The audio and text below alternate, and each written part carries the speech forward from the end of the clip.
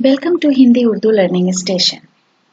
दोस्तों, आज हमने अपने चैनल के लिए एक आत्मकथा के एक छोटे से हिस्से को सेलेक्ट किया है और वो आत्मकथा है पंजाबी शायरा, कवियत्री, राइटर अमृता प्रीतम के अक्षरों के साए।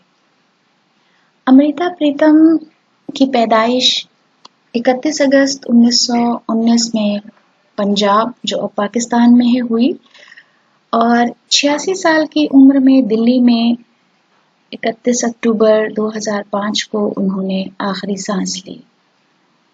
वो एक राइटर और एक शायरा थीं और उनको पंजाबी की पहली प्रोमिनेंट फीमेल शायरा भी कहा जाता है।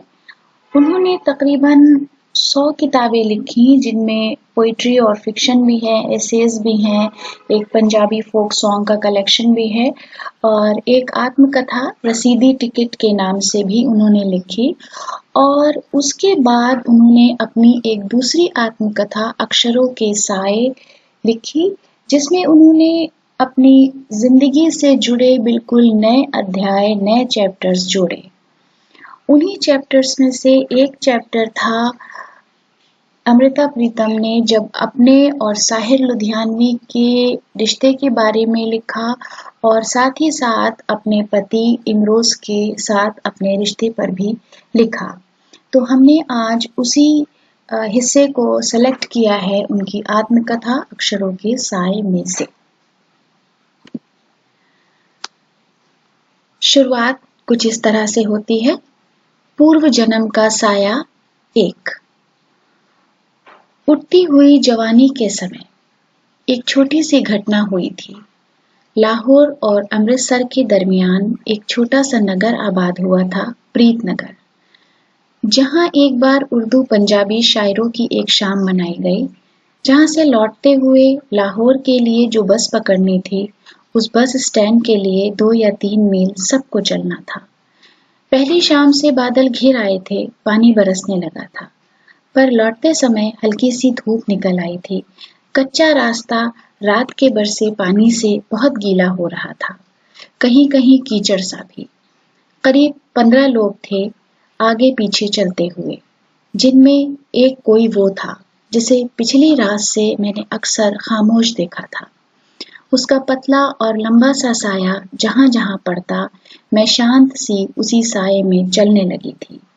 बस इतनी सी घटना थी और मैं चेतन मन से बिल्कुल नहीं जान पाई थी कि आने वाले बरसों बरसों तक मुझे इस साये के साथ चलना होगा। सपनों ने एक लीला रच दी। अक्सर एक दरिया दिखाई देता जिसमें एक नाव होती, अपने को भी उस नाव में देखती, उसे भी। दरिया के दूर पार कोई नगर, कोई बस्ती दिखाई नहीं देती थी। कुछ पता नहीं था ये नाव कहाँ से चली और कहाँ जाएगी। दूर दिखाई देते पेड़ों में एक सरसराहट होती, पर मेरे और उसके दरमियान किसी लफ्ज की सरसराहट तक नहीं थी।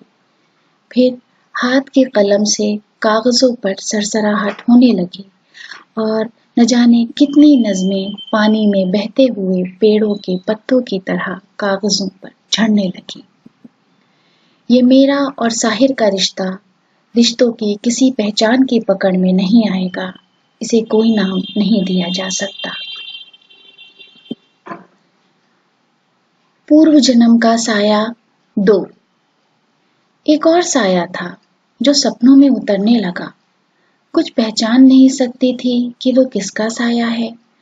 दिखाई देता एक वीराने में एक मकान है, अकेला। आसपास कहीं कोई बस्ती नहीं और उस 2 मंजिला मकान की एक खिड़की से पीछे की तरफ दूर तक जंगल दिखाई देता और एक बहती हुई नदी दिखाई देता कि उस खिड़की में कोई खड़ा है। कंधों पर एक गर्म चादर को लपेटकर मुझे सिर्फ उसकी पीठ दिखाई देती थी और कभी-कभी देखती कि वो खिड़की के पास रखे एक मेज पर एक बड़ा सा कैनवास लिए कोई चित्र बना रहा होता। मुझे न चित्र दिखाई देता, न बनाने वाले की सूरत, सिर्फ दाईं तरफ का कंधा और हाथ दिखाई देता। ये सपनों का साया मैं करीब 20 बरस देखती रही, हर 2-4 दिन के बाद।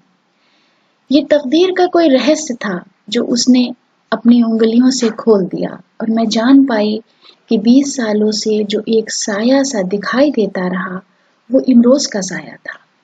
जाने किस जन्म का, और सब एक हकीकत बनकर धरती पर उतर आया है।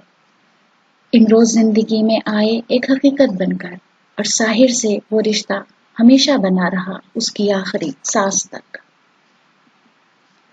ये सिर्फ कुदरत जानती है कि कोई धागा था, पता नहीं किस जन्म का, जो इस जन्म में भी हम तीनों के गिर्द लिपटा रहा। 1990 में जब जालंधर दूरदर्शन ने मुझ पर फिल्म बनाई, तो मुझे अपने साहिर से और इमरोज से जो रिश्ता था, उसका कोई जिक्र करने को कहा।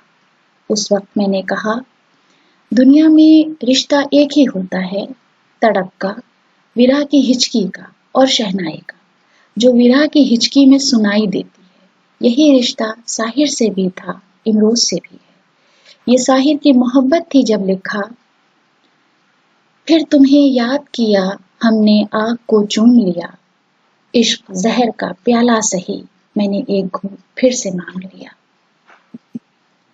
और इमरोज की सूरत में एहसास की जो इंतहा देखी, एक दीवानगी का आलम था जब कहा, कलम ने आज गीतों का काफिया तोड़ दिया, मेरा इश्क ये किस मकाम पर आया है। उठो अपनी गागर से पानी की कटोरी दे दो, मैं राहों के हाथ से उस पानी से धो लूंगी। राहों के हाथ से आकाश गंगा का पानी ही धो सकता है। एक दर्द था जिसने मन की धरती को जरखेज किया, और एक दीवानगी उसकी बीज बन गई, मन की हरियाली बन गई। Thank you for watching. उम्मीद है कि आपको ये पसंद आया होगा। प्लीज हमें सब्सक्राइब करें, Hindi Urdu learning station. Thank you.